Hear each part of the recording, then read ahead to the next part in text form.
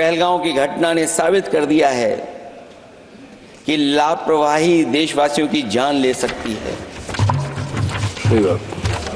और अभी जब मैं सुन रहा था और बहुत ही उत्तेजित भाषा में जब जवाब मिल रहा था, उत्तेजित भाषा इसीलिए बोल रहे हैं कि जनता सम्मोहित हो जाए, जनता स्वीकार करने लगे। लेकिन सच्चाई ये नहीं है। आप कितना भी उत्तेजित बोलें, देश की जनता समझ रही है। ये सही है कि जनता के इमोशंस का लाभ आप उठा रहे हैं शासन करने के लिए। जनता का इमोशन का लाभ उठाती है सरकार। मुझे याद है कि जिस दिन पहलगाम हमला हुआ, उस दिन वहां का हर पर्यटक पूछ रहा था, जो पर्यटक पूछ रहे थे कि खतरों के बीच मेरी रक्षा करने वाला कोई वहां क्यों नहीं था। आखिरकार ये सबके मन में सवाल यही है कि जिस समय घटना हुई, आखिरकार उन्हें बचाने वाला कोई क्यों नहीं था। और जो सरकार ये दावा करती है, 370 के बाद ये कहा सरकार ने कि भविष्य में कोई आतंकवादी घटना नहीं होगी, वहां टूरिज्म बढ़ेगा। जितने लोग वहां गए वो सरकार के भरोसे पे गए थे, वो सरकार के आश्वासन पे गए थे। और आखिरकार सिक्योरिटी लैब्स की जिम्मेदारी कौन लेगा? अध्यक्ष महोदय, सबसे बड़ा सवाल यही है कि सिक्योरिटी लैब्स का रिस्पॉन्सिबल कौन होगा, वो जिम्मेदारी कौन लेगा? और ये जो पहलगांव की घटना हमारे इंटेलिजेंस फेलियर की वजह से है। उन्हें मैदान को खुला छोड़ दिया। वो सरकार जानती होगी कि कितना समय लगा होगा फोर्सेस को आने में। आखिरकार वो जिम्मेदारी किसकी है? और फिर सरकार को यह जरूर बताना चाहिए कि सरकार क्या क्या कदम उठा रही है कि भविष्य में ऐसी घटना ना हो। क्योंकि पहलगांव से पहले पुलवामा भी हुई, और पुलवामा में भी यही बात रखी गई थी कि इंटेलिजेंस फेलियर है। उस समय भी किसकी जिम्मेदारी थी इंटेलिजेंस फेलियर की? किसी को नहीं पता। और अगर इंटेलिजेंस फेलियर पहले था तो पहलगांव में भी वही इंटेलिजेंस फेलियर हम लोगों को और पूरी देश की जनता जानती है आखिरकार जिम्मेदारी किसकी बनती है। जो लोग बड़ी बड़ी बातें कर करके चले गए, कम से कम देश के सामने एक सबसे महत्वपूर्ण सवाल, उसका जवाब सरकार की तरफ से आना चाहिए।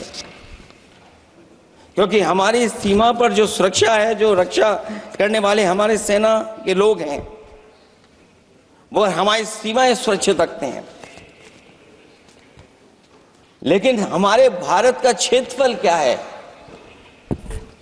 और सरकार को कम से कम ये जानकारी देनी चाहिए सदन को, देश की जनता को, कि जिस समय सरकार में ये भारतीय जनता पार्टी आई है और आज जब हम सदन में चर्चा कर रहे हैं तो हमारे भारत का क्षेत्रफल क्या है? कम से कम क्षेत्रफल पता होना चाहिए। क्योंकि जब हम सवाल पूछते हैं, और जो सवाल पर्यटक पूछ रहे थे कि कुछ ऐसे लोगों को सरकार की ओर से चारों तरफ से चाक चौबंद सुरक्षा घेरा क्यों दिया जाता है, वो जो बाद में ठग साबित होते हैं, जो हमारी रक्षा क्यों नहीं की गई। पहलगाम के दूसरे दिन की जिस तरह की राजनीतिक कार्टून, क्योंकि जिस तरह का लाभ लेना चाहते हैं भारतीय जनता पार्टी के लोग, हम सब ने देखा कि पहलगांव के दूसरे दिन ही जिस तरह का राजनीतिक कार्टून भाजपा के ऑफिशियल हैंडल से पब्लिश किया गया और हमारे द्वारा घोर आपत्ति किए जाने पर हटाया गया, उसने साबित कर दिया कि भाजपा के लोग भी जानते हैं कि दुख की इस घड़ी में उन्होंने देश की भावनाओं के साथ बेहद शर्मनाक खिलवाड़ किया है। भाजपा बताए कि ऐसे संवेदनहीन लोगों के खिलाफ उन्होंने क्या कार्रवाई की है। ये अति गंभीर प्रश्न है कि जिन्होंने अपनों को खोया है उन पर दबाव डालकर के बयान भले बदलवा दिए जाएं, लेकिन भाजपा याद रखें, बयान बदलवाने से सच नहीं बदल जाता है। पहलगांव के शहीद सैनिक की पत्नी द्वारा देश हित में शांति और सौहार्द की अपील करने पर उनसे जिस तरह का दुर्व्यवहार और उपशब्द कहे गए, उससे हर महिला और सच्चा देशप्रेमी बहुत दुखी है, आहत और शर्मिंदा हुआ है। ये सब जानते हैं कि किन लोगों की हरकत थी। इस संदर्भ में और परिप्रेक्ष्य में हमने महिला आयोग को पुरजोर अपील की थी कि वो नारी की गरिमा के विरुद्ध गलत बयानी करने वालों के खिलाफ केवल शाब्दिक औपचारिकताएं न निभाएं और बल्कि सही से कार्रवाई करें, लेकिन उस पर भी कुछ नहीं किया सरकार ने। पहलगाम की पीड़ित महिलाओं के बारे में कहे गए बयान के लिए निंदनीय शब्द से निंदनीय शब्द तक को आपत्ति होगी। नारी वंदन की जगह नारी का अपमान, निंदा और हर संभव शोषण उत्पीड़न करना ही भाजपा का असली चेहरा है, जो बेहद शर्मनाक है। पहलगांव में हुए आतंकवादी हमले के जवाब में एलजी साहब ने कहा कि वो इंटेलिजेंस फेलियर है, लेकिन यह नहीं बताया कि फेलियर क्यों हुआ है। अध्यक्ष महोदय, मैं उम्मीद करता हूं कि सरकार का यह जवाब जरूर आए कि फेलियर क्यों हुआ है। ऑपरेशन सिंदूर के नाम पर जो प्रचार किया गया वो भी निंदनीय है। सच तो यह है कि ऑपरेशन सिंदूर का होना ही सरकार की विफलता का प्रतीक है। इससे बड़ी विफलता सरकार की कोई नहीं हो सकती कि अध्यक्ष महोदय, हम और आप सब मिलकर के बैठ करके सिंदूर ऑपरेशन पर बहस करें, चर्चा करें। ऑपरेशन सिंदूर के दौरान विदेशी लोगों ने दावा किया कि उन्होंने उसे रुकवाया है। ये बात कई बार माननीय सदस्यों की तरफ से आई है कि आखिरकार किसने रुकवाया। हमसे हमारी संप्रभुता खंडित हुई है। संप्रभुता ही स्वतंत्रता की सुनिश्चित करती है। इधर आजादी के अमृत काल का ढिंढोरा पीटा जा रहा है, उधर हमारी इंटीग्रिटी को चुनौती दी जा रही है। देश की विदेश नीति पूरी तरह फेल है। ऑपरेशन सिंदूर और पहलगांव की घटना पर दुनिया के किसी भी देश ने हमारा साथ नहीं दिया। ये हमारी विदेश नीति का संकट काल है। हमारे पड़ोसी देश या तो अतिक्रमण कर रहे हैं या हमारे साथ नहीं खड़े हैं। और अध्यक्ष महोदय, जो हमारे मंत्री जी हैं, जिनका क्षेत्र बिल्कुल सीमा पर है, उनसे बेहतर कोई नहीं जानता होगा कि आखिरकार पड़ोसी देश कितना हमारी सीमाओं पर अतिक्रमण कर रहा है। गंभीर नहीं है। समाजवादियों ने हमेशा देश की सरकारों को चिताया है कि असली चुनौती और प्रतिद्वंद्विता किस देश से है, कौन पूर्वोत्तर की सीमाओं में इंक्रोचमेंट कर रहा है। सरकार को ऐसे मामलों में साहस और समझदारी से काम लेना होगा। सीमाओं से समझौता नहीं करना चाहिए। आज सरहदों के साथ देश के कारोबार को भी चुनौती मिल रही है।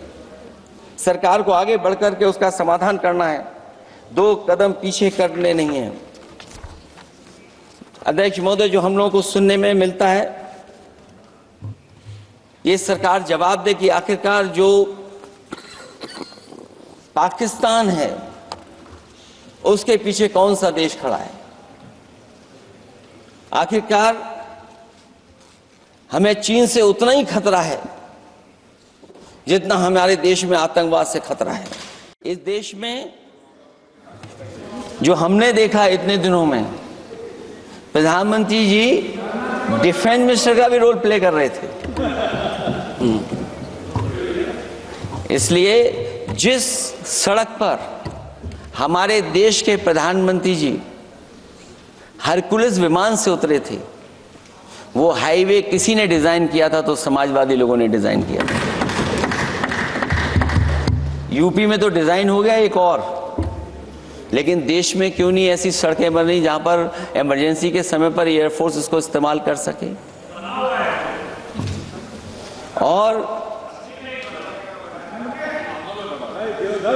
और बनाइए, मैं तो कहूंगा कि और बनाइए,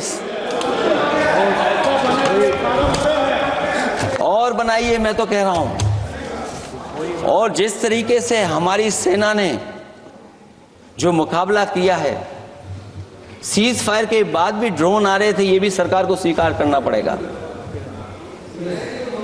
आखिरकार सवाल ये है हमारा कि सीज फायर किसके दबाव में किया है और सीज फायर क्यों किया जब हमारी फौज पीओके को भी ले लेती और पाकिस्तान के भी।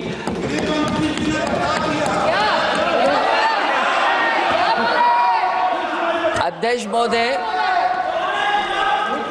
सीज फायर आपके मंत्री जी ने नहीं किया, सीज फायर आपके मंत्री जी की तरफ से नहीं आया, क्योंकि हमारे मंत्री जी वो सोशल मीडिया को देखते नहीं हैं। सबसे पहले सोशल मीडिया पे बात आई थी, आपको 1 घंटे बाद किसी ने पढ़ के बताया होगा। इसलिए अध्यक्ष महोदय, मैं केवल इतना कहना चाहता हूं अपनी बात खत्म करते हुए, आखिरकार इंटेलिजेंस फेलियर की जिम्मेदारी किसकी है? हमारे भारत का क्षेत्रफल कितना 2014 में था और आज क्षेत्रफल क्या है? और लगातार इनकी सरकार में आतंकवादी घटनाएं क्यों हो रही हैं? और हमारे देश को खतरा पाकिस्तान से तो है ही है, लेकिन उससे ज्यादा खतरा हमारा चीन से है। आखिरकार चीन से मुकाबले के लिए आपकी तैयारी क्या है?